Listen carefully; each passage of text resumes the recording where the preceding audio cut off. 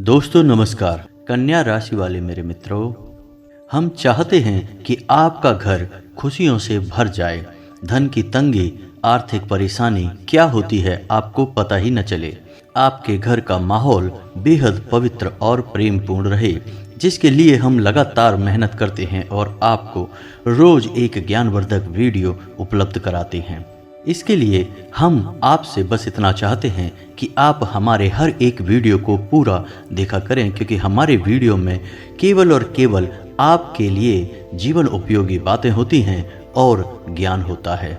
जी हाँ दोस्तों, हम काफ़ी लंबे समय से आपकी राशि को देखते चले आ रहे हैं और हम जानते हैं कि आपके जीवन में संघर्ष एक लंबे समय से चलता आ रहा है। पैसे की परेशानी और रिश्ते नातों में भी उथल पुथल ने आपको परेशान कर रखा है। इनके समाधान के लिए आप तरह तरह के प्रयास भी करते रहे हैं, लेकिन अब तक आपको उचित लाभ प्राप्त नहीं हो पाया है। लेकिन दोस्तों, हम आपको जो भी उपाय बताते हैं वे 100% कारगर होते हैं और हजारों लोगों पर ऐसे उपायों का प्रभाव पहले ही देखा जा चुका है, तो ये उपाय आपके ऊपर भी निश्चित कार्य करेंगे। जी हाँ दोस्तों, तो इसी क्रम में आज के इस वीडियो में हम आपको बताने जा रहे हैं कि आपकी वह कौन सी सबसे बड़ी भूल है जिसे आप लगातार करते चले आ रहे हैं, जिसने आपको कंगाली के दरवाजे पर लाकर खड़ा कर दिया है। आप कितनी ही मेहनत करें, कितने ही बड़े बड़े अरमान सजाएं, कितने ही बड़े बड़े काम करें, लेकिन आपका अंत में एक ही अंजाम होता है और वह होता है सिर्फ और सिर्फ परेशानी, हताशा और निराशा।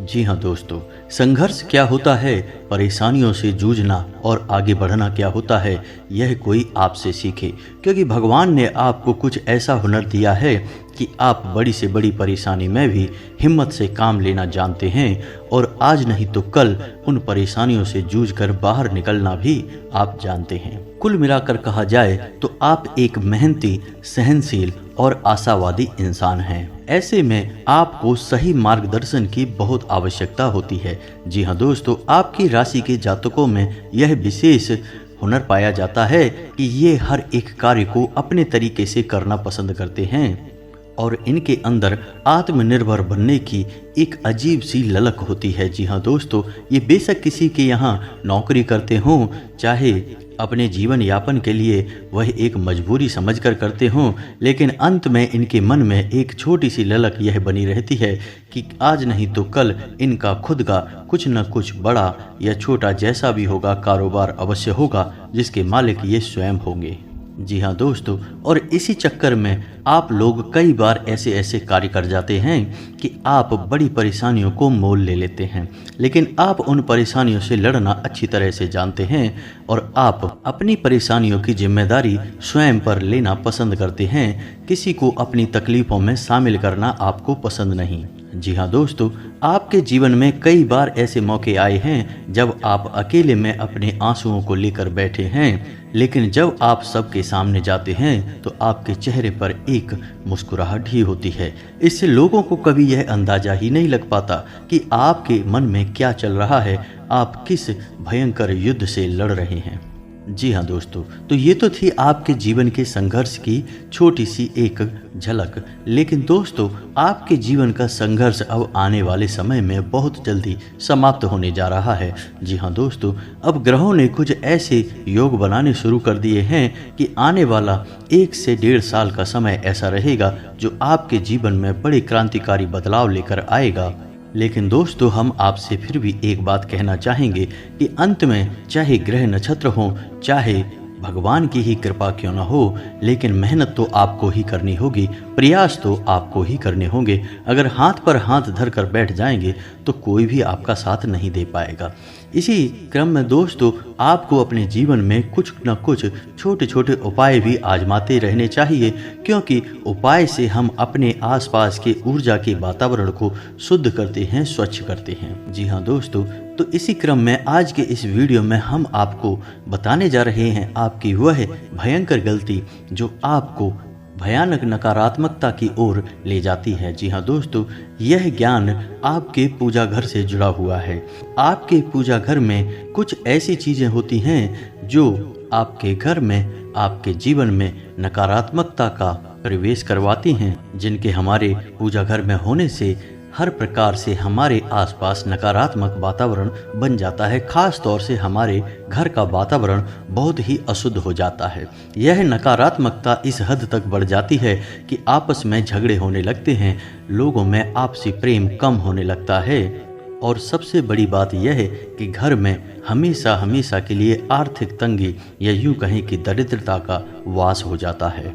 तो ऐसे में आपके लिए यह जानना बेहद आवश्यक है कि कौन सी हैं वो चीज़ें जो आपके पूजा घर में किसी भी हालत में होनी नहीं चाहिए। यदि आपके पूजा घर में वे हैं तो आपको उन्हें निश्चित ही निकाल कर बाहर कर देना चाहिए। अपने घर में भी उन चीज़ों को आपको नहीं रखना चाहिए। जी हाँ दोस्तों, तो आज के इस वीडियो की शुरुआत करते हैं, लेकिन इससे पहले आपसे एक निवेदन है कि कमेंट में पूरे भक्तिभाव के साथ जय माँ भद्रकाली लिखना ना भूलें। माता आपका कल्याण करेंगी, आपका उद्धार होगा। तो चलिए दोस्तों वीडियो की शुरुआत करते हैं। दोस्तों, हम जाने अनजाने अपने जीवन में कुछ चीज़ें ऐसी अपने पास रख लेते हैं जिनकी नकारात्मकता हमें लगातार परेशान करती रहती है। फिर हम बैठकर यह सोचते हैं कि हमारे कार्य तो बहुत अच्छे हैं, मेहनत भी लगातार कर रहे हैं, लेकिन अब ऐसा क्या हो गया कि हमारी तरक्की रुक गई है, पैसे की आवक कम होती जा रही है और आपस में झगड़े और मेलजोल भी कम होता जा रहा है। आखिर इस बात का कारण क्या है? लेकिन हम कितना भी इस विषय पर विचार कर लें, लेकिन हमारा ध्यान उन चीज़ों की ओर हरगिज जा ही नहीं सकता है, क्योंकि ये हमारी ऐसी गलतियां हैं जो हमें कभी दिखाई नहीं देती और कभी कभी हमारी अज्ञानता भी इसका कारण बनती है। इसलिए दोस्तों, हमारा आपसे बस यही कहना है कि आप इस वीडियो को पूरा देखिए, आपको अद्भुत ज्ञान प्राप्त होगा। जी हाँ दोस्तों, तो सबसे पहले हम बात करेंगे कि आपके पूजा घर में कौन सी वो चीज़ें हैं जो लगातार आपके जीवन में नकारात्मकता का प्रवेश करवा रही हैं और आपकी तरक्की में, आपकी उन्नति में बाधक का काम कर रही हैं। जी हाँ दोस्तों, और इसमें से आखिरी की दो चीज़ें तो ऐसी हैं जो लगभग हर एक इंसान के पूजा घर में निश्चित ही होती हैं, लेकिन हम आपको बता दें कि शास्त्रों में इन चीज़ों को अपने पूजा घर में रखना, भगवान के समीप रखना बिल्कुल ही मनाही है। इन्हें अपने पूजा घर में किसी भी कीमत पर नहीं रखना चाहिए। आप घर में इन्हें कहीं और रखें, लेकिन पूजा घर में ना रखें। तो वीडियो को ध्यान से देखें और सभी बातों को ध्यान से समझने का प्रयास करें। दोस्तों, सबसे पहली चीज़ जो हमारे पूजा घर में होती है और हमारे जीवन में नकारात्मकता का प्रवेश करवाती है, वह होती है किसी भी देवी या देवता की मूर्ति या फोटो विषम संख्या में होना। जी हाँ दोस्तों, ऐसा अक्सर होता है कि हमारे पूजा घर में किसी एक देवी देवता की मूर्ति या फोटो विषम संख्या में पाई जाती है। जैसे कि हम भगवान भोलेनाथ की यदि पूजा करते हैं तो उनसे हम बहुत प्रेम भी करने लगते हैं। फिर उनसे प्रेम की अधिकता के कारण हम अपने पूजा घर में उनकी कभी कभी 3 फोटो, 5 फोटो इस प्रकार से रख लेते हैं। यह बेहद अनिष्टकारी है और शास्त्रों में भी इसका निषेध है। दोस्तों, यदि आपको अपने पूजा घर में किसी देवी या देवता की मूर्ति या फोटो रखनी है तो आप एक ही मूर्ति या फिर फोटो रखें। और दोस्तों, मूर्ति रखने का भी विशेष विधान होता है कि हम किसी भी आकार की मूर्ति नहीं रखते हैं। मूर्ति धातु की होनी चाहिए, 4 अंगुल से छोटी होनी चाहिए और अंदर से ठोस होनी चाहिए, तभी वह मूर्ति पूजनीय होती है। यदि हम खोखली मूर्ति की पूजा करते हैं तो यह बेहद अनिष्टकारी है। देवताओं की कृपा होने के बजाय हमें उनकी कुदृष्टि का सामना करना पड़ता है। जी हाँ दोस्तों, अब दूसरी चीज़ जो आपके पूजा घर में किसी भी कीमत में नहीं होनी चाहिए, अगर होनी भी चाहिए तो उसका स्वरूप अलग होना चाहिए, और वह है हनुमान जी की खड़े आकार की मूर्ति। यानी कि जिस मूर्ति में हनुमान जी खड़े हैं वह मूर्ति आपको अपने पूजा घर में रखनी नहीं चाहिए। हनुमान जी यदि बैठे हैं वह मूर्ति बहुत ही शुभ मानी जाती है। और इससे बेहतर आप सीधा राम दरबार की मूर्ति अपने पूजा घर में रखें जिनमें हनुमान जी बैठे हुए हैं, प्रभु श्री राम के चरणों में उनसे आशीर्वाद ले रहे हैं। और यदि आप ऐसी मूर्ति अपने पूजा घर में रखेंगे या फिर आप ऐसा फोटो भी अपने पूजा घर में रख सकते हैं तो प्रभु श्री राम की भी कृपा आपको प्राप्त होती है, साथ ही साथ हनुमान जी भी आपसे बहुत प्रसन्न होते हैं।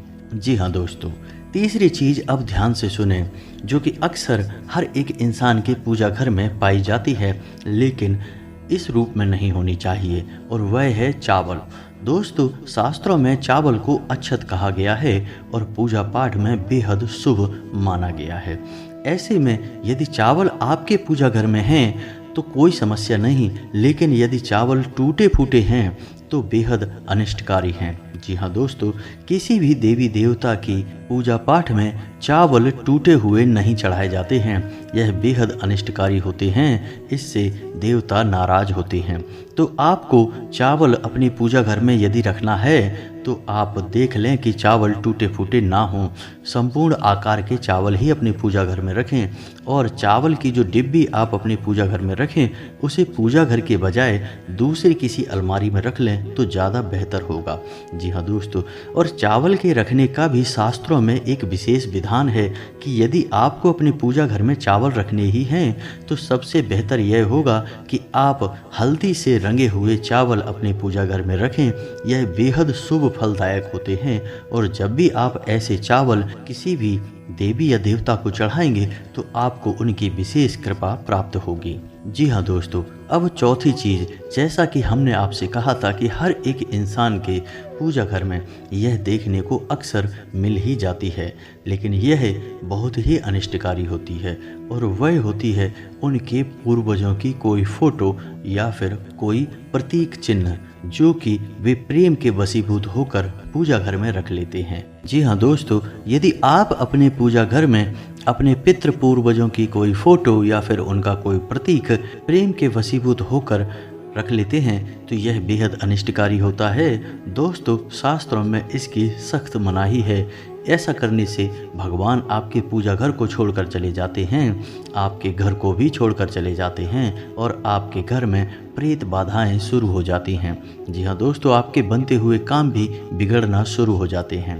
लेकिन ठीक इसके उलट, आप यदि किसी को सच्चे मन से अपना गुरु मानते हैं, आपने गुरु दीक्षा ली रखी है, तो आप अपने गुरु की फोटो को अपने पूजा घर में निश्चित ही रख सकते हैं।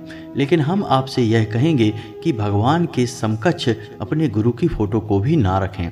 यदि आप एक अलमारी में भगवान की फोटो रखते हैं तो उससे नीचे की अलमारी में या दूसरी किसी अलमारी में गुरु की फोटो रखें, अलग से रखें। जी हाँ दोस्तों, वैसे तो गुरु को हमारे शास्त्रों में ब्रह्मा, विष्णु और महेश से भी ऊपर का दर्जा दिया गया है, लेकिन हमारी भक्ति, हमारी तपस्या ईश्वर के लिए होनी चाहिए, किसी इंसान के लिए नहीं। यह बात अलग है कि हम उसका सम्मान करते हैं तो हम उसे ईश्वर के समान मानते हैं, लेकिन वह ईश्वर तो नहीं है, यह आप भी समझते हैं। तो चलिए अब बात करते हैं पांचवी चीज़ जो कि आपके पूजा घर में किसी भी कीमत पर होनी नहीं चाहिए, और वह है शनिदेव की मूर्ति या फिर भैरव की मूर्ति या फिर नटराज की मूर्ति। अब इसमें दोष कहाँ उत्पन्न होता है यह समझिए। सबसे पहले बात शनिदेव की करते हैं। दोस्तों, शनिदेव की दृष्टि से हर इंसान परेशान हो जाता है। जिस इंसान पर शनिदेव की दृष्टि हो जाए वह इंसान रातों रात कंगाल हो सकता है, भयंकर बीमारियों से ग्रसित हो सकता है, ऐसा हमारे शास्त्रों में लिखा है। इसलिए शनिदेव की मूर्ति स्वरूप की कभी पूजा नहीं की जानी चाहिए।